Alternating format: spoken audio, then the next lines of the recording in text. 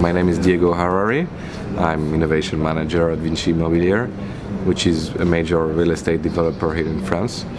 It's a 1.5 billion euros revenue company, so it's quite big.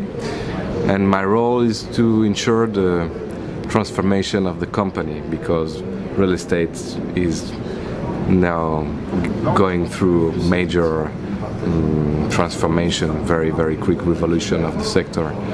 And the digitalization has not hit real estate for a very long time, but now that it has hit it very hard. So we big corporations have to move fast to ensure that we are not like dinosaurs and would go extinct. So my job is to try to understand what's this transformation, what is happening, and try to push my company so that it moves forward. In France, there was like a strong moment of realization for us real estate developers, because there was a public bidding call named Réinventer Paris, Reinventing Paris, which was bidding call to acquire land in Paris, 20 or more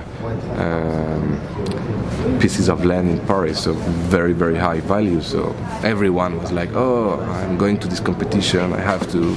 And it was very much focused on innovation. Like innovation was the main attribute of the decision. And so it was the first time that it became a huge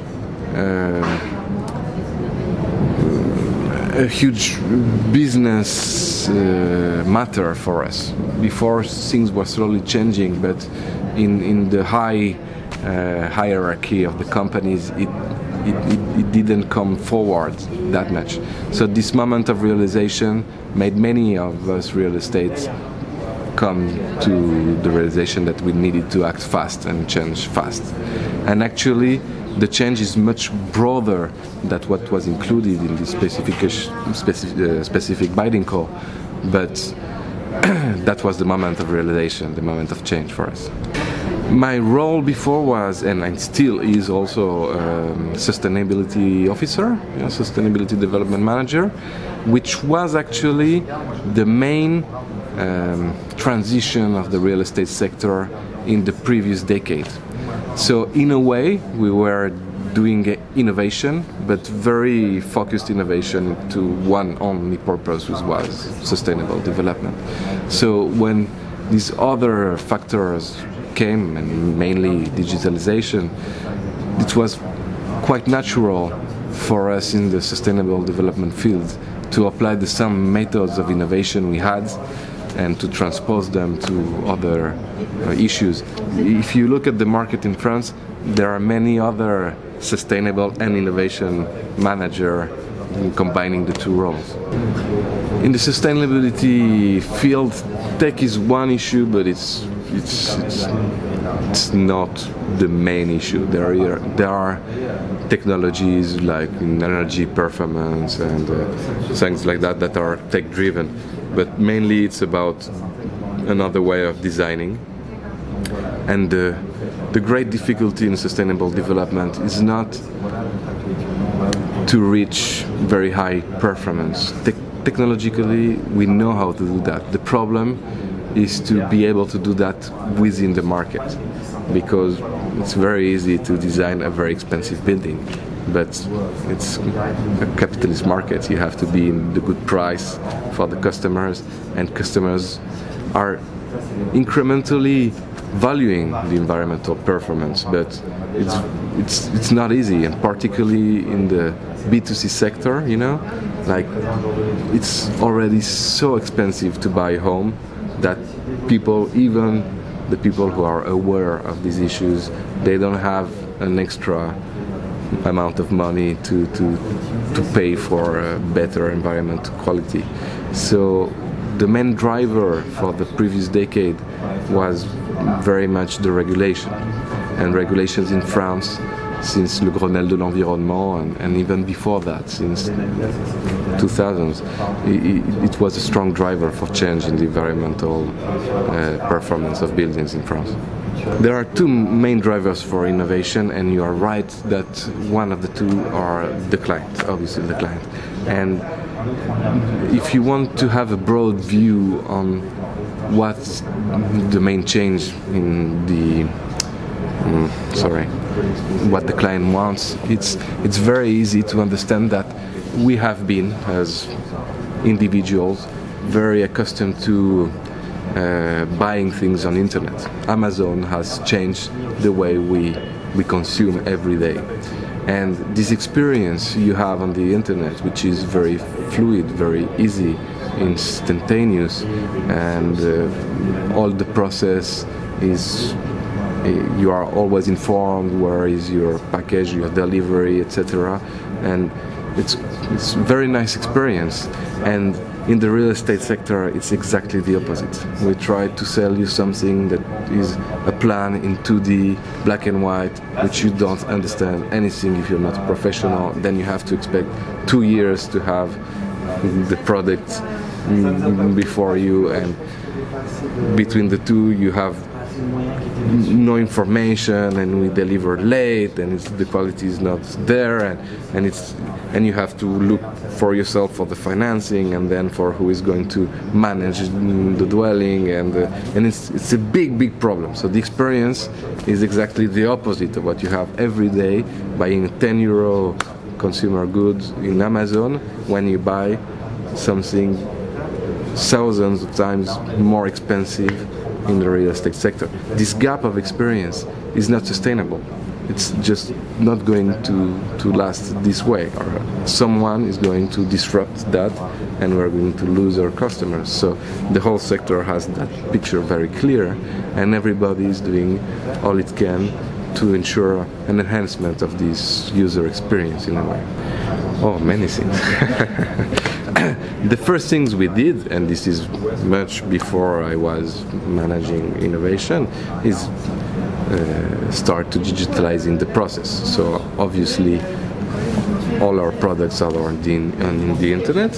You can find the list of the dwellings, much information, and we have been improving this digitalization. So now you can not only look for a good, but you can, once you can sign the contract on the internet. Then you have an extranet dedicated to you, where you have information in real time.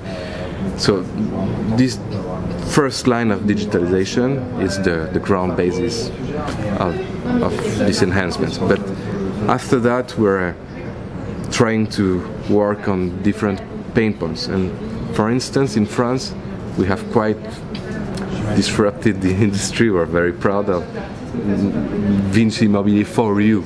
We call it in English Vinci Immobilier for you in France, which is a commitment that we do, that we will deliver the good in time and with perfect quality. And if it's not the case, you receive compensation, money in compensation. And this is very important, not only because it aims at the main pain point, but because it's a change of mindset. We're not only trying to sell you a product, we're trying to understand what is your problem and giving a solution to your problem. And if I can try to explain that in the perspective of a client, which would be an individual investor, okay? So in France you have defiscalization laws, it's called Pinel, and so you want to invest money in a house to rent it. So your mindset is the one of a financial investor. What you want is put some money on the table, and at a date which is previously given to you, you have to receive some money from the lender so that you can pay the bills of the bank. And if we deliver the good 3 months later, you have a financial problem. So understanding your problem and giving the commitment that if we deliver late, we are the one who is going to pay the bill in a way, because it's more or less the same amount, is really a change of mindset. And thinking like that, of giving solutions and not trying to sell only products, this is the mindset of the digitalization in a way. Typically for this commitment, Vinci Immobilier for you, it was it's the result of 6 years of working on our quality management. So it's only the valorization in a way, the putting some marketing around many years of improving the quality so that we can commit ourselves to deliver this. It's not only that once into operations we're going to pay the clients, it's that now we are able to know that except from very specific cases we are going to deliver it. So it's been a long journey of improving quality. The key to success is to do everything you can do. So there is not one good solution. It's going from all the sides at the same time. So you have to change at the same time the bottom of the company.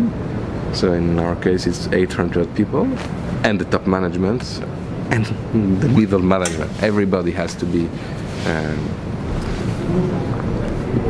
sensitive to this issue.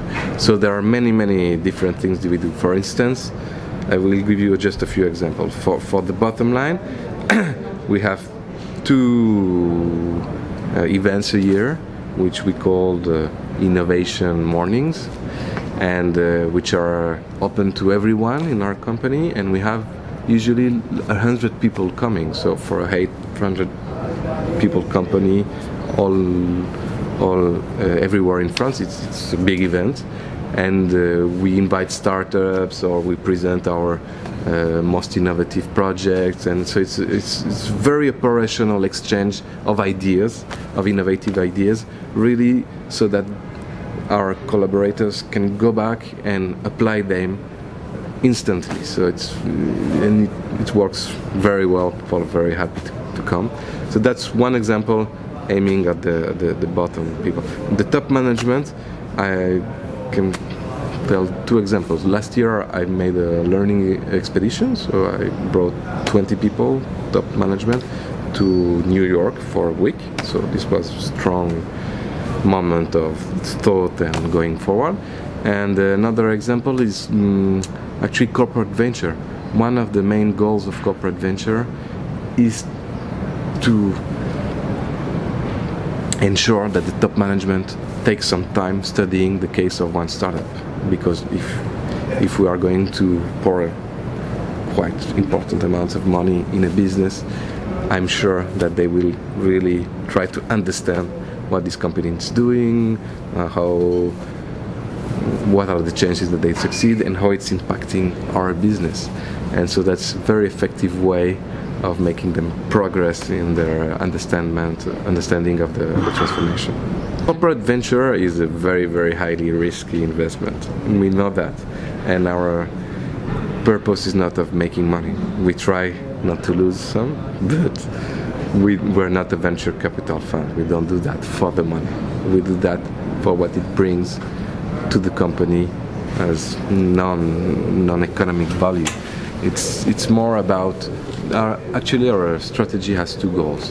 I'm going to say that in the conference this afternoon here. The first goal is of enhancing relationship with startups with whom we are trying to build commercial partnerships.